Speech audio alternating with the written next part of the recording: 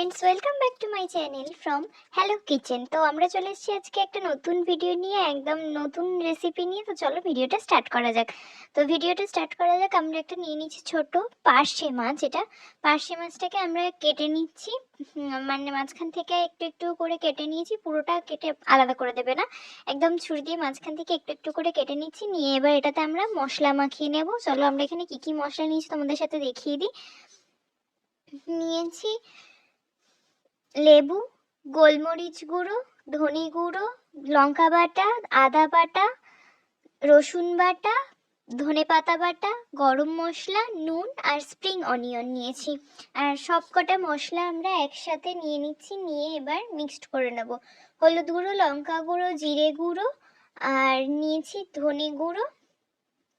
এই সমস্ত কিছু গুঁড়ো মশলা আমি ভাজা গুঁড়োই নিয়েছি, কারণ জিরে গুঁড়োর ফ্লেভারটা আমার খুব ভালো লাগে, তাই জন্য জিরে গুঁড়োটা তোমাদের কাছে অপশনাল, নিতেও পারো না নিতেও পারো। আমি এখানে নিয়েছি, নিয়ে আর সব কটা একসাথে মিক্সড করে নিয়েছি। তো এবার তার সাথে আর একটুখানি লেবু রসও দিয়ে দেবো। লেবুর রসটা একদম অল্প করে দেবো, একদম 1 চামচ মতো দেবো। আর লঙ্কা গুঁড়োটা একটু বেশি করে দিলাম, কারণ একটু ঝাল ঝাল খেতে হবে। প্লাস এটা ঝাল ঝালের জন্য ঠিক নয়, এটা হচ্ছে কালারের জন্য, কারণ এতে আমি দিয়েছিলাম কাশ্মীরি লাল মির্চ, তাই জন্য এটা একটু কালারের জন্যই দিয়েছিলাম। আর মাছটাকে একদম মশলাটা দিয়ে ভেতরে মাছের পুরটাতে ঢুকিয়ে ঢুকিয়ে ভালো করে মশলাটা মাখিয়ে নিচ্ছি, যাতে ভেতরগুলো সুন্দর টেস্ট হয়, মানে বাইরেটা টেস্ট হয়, বাইরের ভেতরটা টেস্ট হবে না, এরকম যেন না হয়। তাই জন্য চামচের পিছনের দিকে সাইডটা দিয়ে ভালো করে মশলাটা মাখিয়ে নিলাম। এরপর 30 মিনিট পর আমরা এটাকে রেখে দিলাম, ম্যারিনেট করে রেখে দিলাম। তারপরে আগুনটা জ্বালিয়ে নিলাম, নিয়ে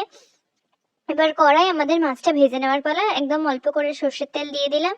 মাছটা সর্ষের তেলেই ভাজতে ভালো লাগে, আর সাদা তেল যারা ভালোবাসো তারা করবে, কিন্তু আমি সর্ষের তেলেই মাছ ভাজা খাই, কারণ মাছ ভাজা সাদা তেলে আমার যেন আমার একটা গন্ধ লাগে, তাই জন্য আমি সাদা তেলটা একদম প্রেফার করি না, সর্ষের তেলটাই প্রেফার করি।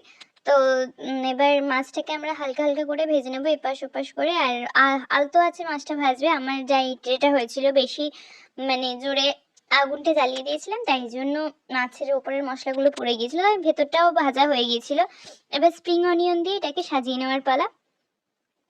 স্প্রিং অনিয়ন দিয়ে একটুখানি জাস্ট সাজিয়ে নিলাম আমরা। সাজিয়ে নিয়ে এবার ওপর থেকে একটুখানি লেবুর রস আর একটুখানি জিরে গুঁড়ো ছড়িয়েছিলাম। এবার আমরা টেস্ট করে দেখি কেমন হয়েছে মাছটা। ভেতর থেকেও একদম সেদ্ধ হয়ে গেছিলো, খুব সুন্দর টেস্ট হয়েছিল, দারুণ।